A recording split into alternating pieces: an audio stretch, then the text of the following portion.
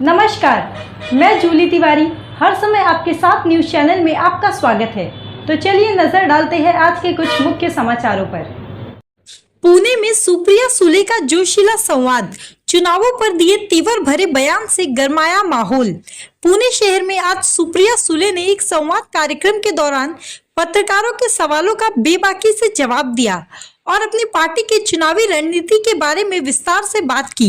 इस कार्यक्रम में उन्होंने चुनावों को लेकर अपने विचार और दृष्टिकोण स्पष्ट करते हुए विपक्षी दलों पर करारा प्रहार किया। सुप्रिया सुले ने कहा कि आगामी चुनाव सिर्फ एक राजनीतिक लड़ाई नहीं है, बल्कि महाराष्ट्र के विकास और भविष्य को लेकर एक निर्णायक कदम है। उन्होंने पुणे से निकाली गई विशाल रैली के माध्यम से जनता को यह संदेश दिया कि उनकी पार्टी विकास और प्रगति के मुद्दों पर मजबूती से खड़ी है और हर संभव प्रयास करेगी कि प्रदेश में एक सकारात्मक बदलाव आए।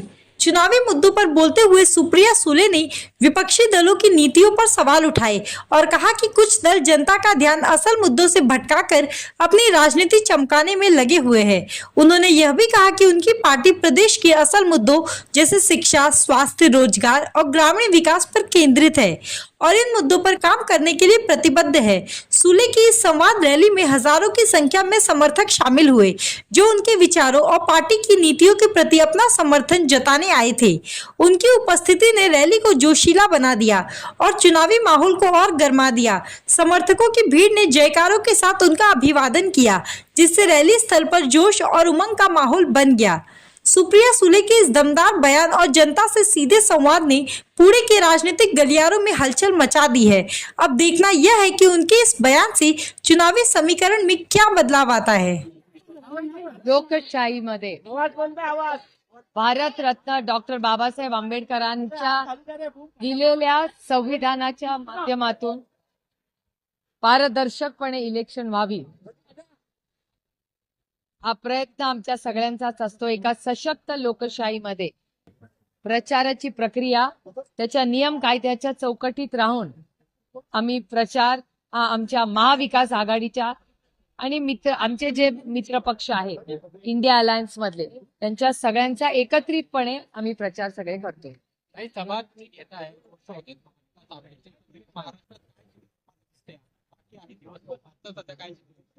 चित्र अर्थातच आजचं सगळ्यात महत्वाचं चित्र हे आहे।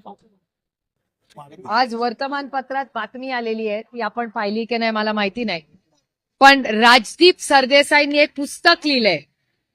राजदीप सरदेसाईंनी एक पुस्तक लिहिलेलं आहे आणि त्याच्यात एक मोठा दावा आलेला आहे आणि हा खूप गंभीर विषय आहे, ज्या विषयाबद्दल अनेक वेळा मी स्वतः संसदेत ही बोललेले आहे आणि माझ्या अनेक भाषणात आणि तुमच्या प्रत्येकाच्या चॅनलवर मी बोललेले की एजन्सीचा गैरवापर करून विरोधी पक्ष फोडणे, घर फोडणे, पक्ष फोडणे हे पाप आणि असंविधानिक गोष्टी सातत्याने अदृश्य शक्ती करते आहे। ही गोष्ट मी वारंवार गेले 1.5-2 वर्ष आणि फक्त महाराष्ट्रापुरतं सीमित नाही, काश्मीर टू कन्याकुमारी तुमच्या चॅनलचा डेटा सांगतो की 95% इन्कम टॅक्स, सीबीआय आणि ईडी या केसेस विरोधी पक्षावर आहेत आणि विरोधी पक्षावर जेव्हा ज्याचा उल्लेख मी नाही या पुस्तकातही केलेला आहे की वॉशिंग मशीनच्या माध्यमातून ज्यांच्यावर आरोप भारतीय जनता पक्षाने केले त्याच लोकांना वॉशिंग मशीन मध्ये टाकून भारतीय जनता पक्ष सत्ता स्थापन करते।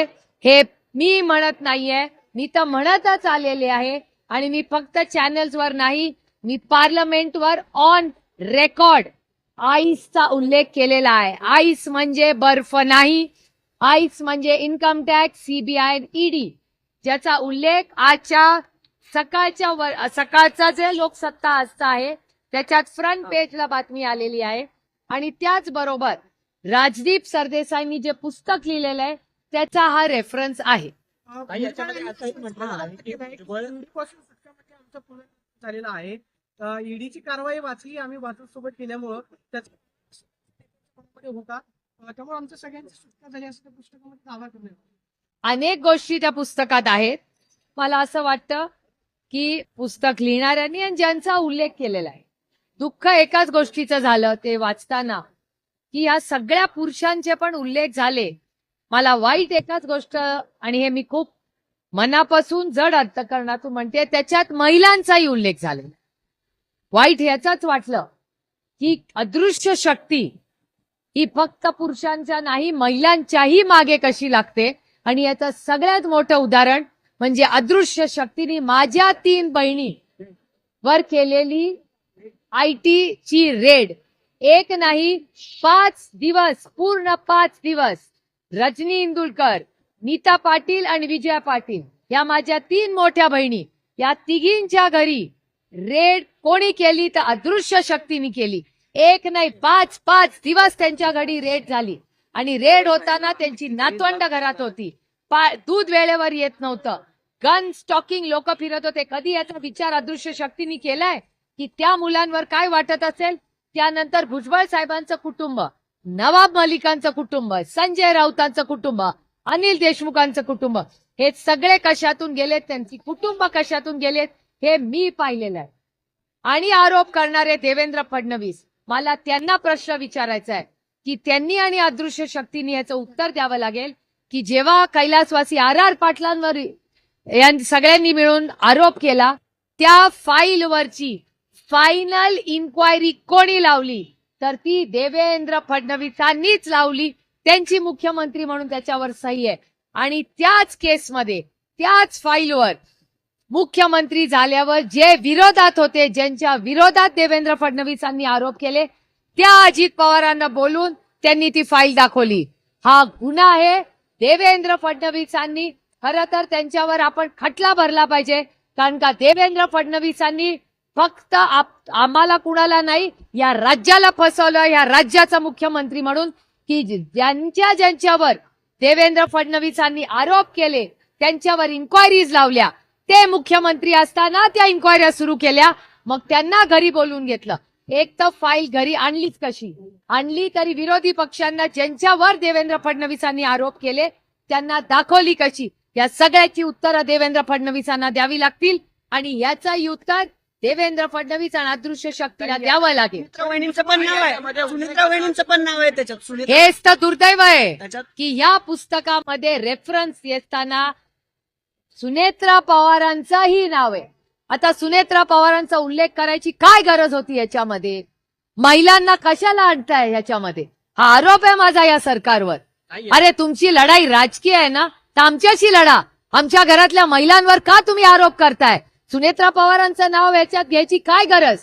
माझ्या 3 बहिणी रजनी इंदुलकर, नीता पाटील आणि विजया पाटील यांच्यावर रेड करायचं कारण काय? आमच्या घरातल्या महिलांवर हे हल्ले करतात. आणि फक्त माझ्या नाही, कधी विचार केलाय की संजय राऊतांच्या आईला काय वाटलं असेल? कधी विचार केलाय की अनिल देशमुखांचे कुटुंब, नातवंड कशातून गेली आहेत? हीच तर अदृश्य शक्तीची लढाई, आमची लढाई ही स्वाभिमानाची ह्याच्यासाठीच आहे. आणि याच्या विरोधात, या अन्यायाच्या विरोधात ताकदीने आम्ही लढत राहणार. पंतप्रधान मोदी आज करण्यात आलेला आहे की शरद पवारांनी 2 ते 3 वेळा भाजप सोबत जाण्याचा निर्णय घेतलेला होता, मात्र त्यांनी नंतर यू टर्न घेतला. आणि माझ्या संकट काळामध्ये अजित पवारांनी मला कोण असं म्हणलं? छगन भुजबळांनी उल्लेख केलेला आहे त्याच्यावर त्या पुस्तकामध्ये तुम्ही सगळ्यांनी तुम्ही सिलेक्टिव्हली प्रश्न विचारलाय. तुम्ही वाचलाय का सगळं? मेन मुद्दे जे आहेत मेन नाही, मेन सगळं वाचलाय का? ह्याच्यामध्ये असंही लिहिलेलं आहे की शरद पवारांना जाऊन हे पुस्तकात कोट अनकोट, पूर्ण दाखवा माझा कोट, याच्यातच याच पुस्तकात कोट असं लिहिलेलं आहे की हे सगळे ईडी, हे मी म्हणत नाहीये, हा कोट भुजबळ साहेबांचा आहे असं हे पुस्तक म्हणतंय, मी काही म्हणत नाहीये. त्याच्यात असं लिहिलेलं आहे की शरद पवारांना 2-3 वेळा सांगण्याचा प्रयत्न केला, पण शरद पवारांनी भारतीय जनता पक्षाबरोबर जाण्यासाठी नाकार दिला. हे सांगत राहिले की ईडी, इन्कम टॅक्स, सीबीआयचा रोष वाढतोय, तुम्ही बीजेपी बरोबर चला. पवार साहेब म्हणाले की मी बीजेपी बरोबर जाणार नाही. हे या पुस्तकात रेफरन्स आहे, तो इथे या कॉलम मध्ये आहे. ताई एकीकडे माझी विनंती आहे सगळ्यांनी हे वाचावं. ताई एकीकडे तुम्ही असं म्हणजे हे सगळं आज आले, दुसरीकडे फडणवीस बोलताना असं म्हणाले की फेक नॅरेटिव्ह सेट करण्याचा फॅक्टरीचे डायरेक्टर तुम्ही आहात. माझी विनंती आहे.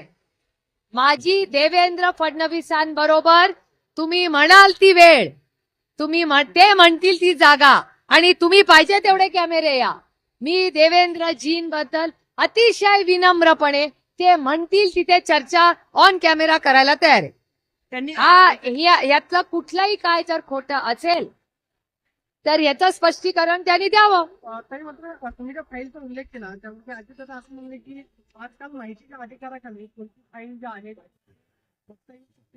मागितली प्रत्येक फाईल लोकांपर्यंत पोहोचते, तर याच्यामध्ये नवल असं काही असं पुस्तकाद्वारे स्पेसिफिक फाईल म्हणतो. मला मान्य आहे, तुम्ही असं करा. तुम्ही आता एक आरटीआय टाका, तुम्हाला किती फायली बघायला मिळतील ह्याचं उत्तर मला 15व्या दिवशी द्या. जेव्हा आपण आरोप करतो, अजित पवारांवर पहिला आरोप कोणी केला? देवेंद्र क्रोनॉलॉजीनी जाऊया. माझं अजिबात म्हणणं नाही की मी म्हणते तेच खरं. Let's go bye data. Chronology काय सांगते की भ्रष्टाचाराचा पहिला आरोप हा देवेंद्र फडणवीसांनी अजित पवारांवर केला. मान्य सगळ्यांना. त्याच्यानंतर देवेंद्र फडणवीस मुख्यमंत्री झाल्यावर देवेंद्र फडणवीसांनी त्या फाईलवर सही केली का नाही? मुख्यमंत्री म्हणून केली, फायनल अथॉरिटी. मुख्यमंत्री झाल्यावर त्याच देवेंद्र फडणवीसांनी ज्या अजित पवारांवर त्यांनी भ्रष्टाचाराचे आरोप केले त्यांना घरी बोलवून घेतलं आणि फाईल दाखवली. हे मी म्हणत नाहीये, हे अजित पवारांनी तुमच्या सगळ्यांच्या चॅनलवर मी पाहिलेला व्हिडिओ आहे. हे माझा आरोपच नाहीये, मी त्या मीटिंग मध्येच नव्हते, मला कसं कळणार? अजित पवारांनी ऑन रेकॉर्ड सांगितलेलं आहे. हे आरटीआय मध्ये फाईल नाही दाखवलेली, अजित पवारांना बोलून देवेंद्र फडणवीसांनी फाईल दाखवली, असं तुमच्या सगळ्यांच्या चॅनलवर अजित पवारांचा स्टेटमेंट लाईव्ह सांगलीमधून दाखवलेलं मीही पाहिले, तुम्हीही पाहिलेलं आहे. सदाभाऊ खोत यांनी जे वक्तव्य केलेलं होतं त्याच्यावरनं बरंच वातावरण आपल्याला पाहायला मिळालं. नंतर त्यांनी युटर्न घेतला, पण सातत्याने सदाभाऊ खोते पवार साहेबांविषयी अशा पद्धतीची वक्तव्य गेल्या काही वर्षांपासून करताना पाहायला मिळतात. खतपाणी कोण घालता हा एक प्रश्न विचारला जातो. रामकृष्ण हरी या विषयावर मी नाही बोलणार. व्हिडिओ ट्विट केलाय. आज पंतप्रधान नरेंद्र मोदी दौऱ्यावरती आहेत, महाराष्ट्राच्या सभा होत आहेत, त्या पार्श्वभूमीवर बटेंगे तो कटेंगे असा आशय असलेला व्हिडिओ स्वतः हे ट्विट केला. धक्कादायक आहे, धक्कादायक आहे. मला आश्चर्य वाटतंय की देवेंद्रजींना झालंय तरी काय, हे धक्कादायक. मी देवेंद्र फडणवीसांच्या या स्टेटमेंटचा जाहीर निषेध करते. हा छत्रपतींचा महाराष्ट्र आहे, शाहू फुले आंबेडकरांचा महाराष्ट्र आहे. अशा महाराष्ट्रामध्ये एक होम मिनिस्टर पहिले बदलापूर म्हणून बंदूक घेऊन फोटो त्यांचा व्हायरल होतो. ठीक आहे, ते म्हणतील की हा पोस्टर मी नाही लावला, मग काढायला तरी सांगायला पाहिजे होता. त्याच्यानंतर तुम्ही अजित पवारांवर आरोप करता आणि स्वतःच आरोपाची फाईल ते दाखवतात. त्याच्यानंतर ईडी, सीबीआय, इन्कम टॅक्स ची भीती तुम्ही दाखवता. त्याच्यानंतर अशी जी विधानं देवेंद्रजींनी केली आहेत, देवेंद्रजी तर म्हणले होते 2 पक्ष फोडून मी सरकारमध्ये आलोय. काय कौतुकाची गोष्ट आहे? मला आश्चर्य वाटतंय की देवेंद्र फडणवीसांना झाले तरी काय. आणि एवढंच नाही, राहुल गांधींनी संविधान घेऊन हातामध्ये संविधान घेऊन त्यांनी त्यांचा फोटो आला, भाषण केलं, त्यालाही म्हणजे आज जर या देशामध्ये संविधान हातात घेऊन भाषण करणं गुन्हा असेल तर इथे उपस्थित आम्हाला सगळ्यांना तो गुन्हा मान्य आहे. देवेंद्र फडणवीसांनी आम्हाला सगळ्यांना अटक करावी, पण आम्ही संविधान हातातून सोडणार नाही. आमच्या शेवटच्या श्वासापर्यंत आम्ही संविधान वाचवणार आणि आम्हाला त्या संविधानाचा सार्थ अभिमान आहे. देवेंद्रजी त्या संविधानाचा द्वेष करत असतील, त्यांना ते काय चुकीचं वाटत असेल, पण आम्हाला सगळ्यांना वाटतं आज नंतर संपूर्ण इलेक्शन मध्ये आम्ही सगळेजण संविधान घेऊनच उभे राहणार. आम्हाला त्या संविधानाचा सार्थ अभिमान आहे. देवेंद्र फडणवीसांनी आमच्यावर आरोप करावे, आम्हाला अटक करावी, आम्हाला मान्य आहे.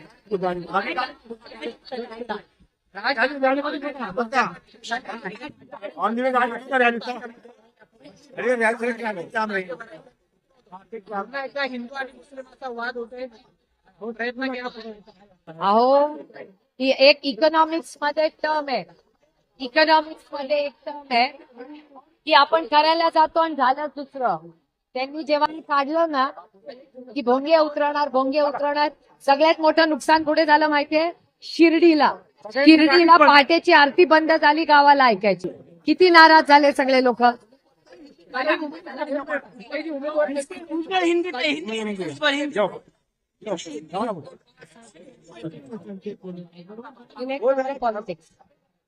हिंदीमध्ये भुजबळ हिंदीमध्ये आहे. हिंदीत आहे. रैली घ्या ना ऑन दी वे.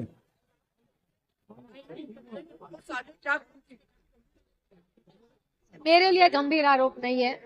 मैं 2 साल से लगातार आइस मतलब बर्फ नहीं, आइस मतलब इनकम टैक्स, सीबीआई और ईडी, और जिस तरह जो विरोध में है उसको आइस किया जाए.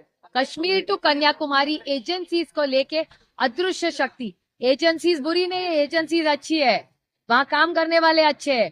प्रॉब्लम अदृश्य शक्ति का है. अदृश्य शक्ति सबके पीछे कश्मीर टू कन्याकुमारी, और आपका डेटा आपके न्यूज़पेपर में और टीवी चैनलों पे आया हुआ डेटा है कि 95% जो केसेस हैं वो ऑपोजिशन पे है.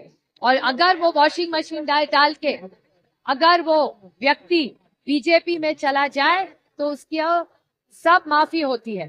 तो इस तरह जिस तरह से ये पूरा वक्तव्य आया है किताब में, मेरे ख्याल से बहुत गंभीर है. और जिस मामले में हम 2 साल से लगातार आइस के बारे में हो गए, उसका कंफर्मेशन ये किताब है.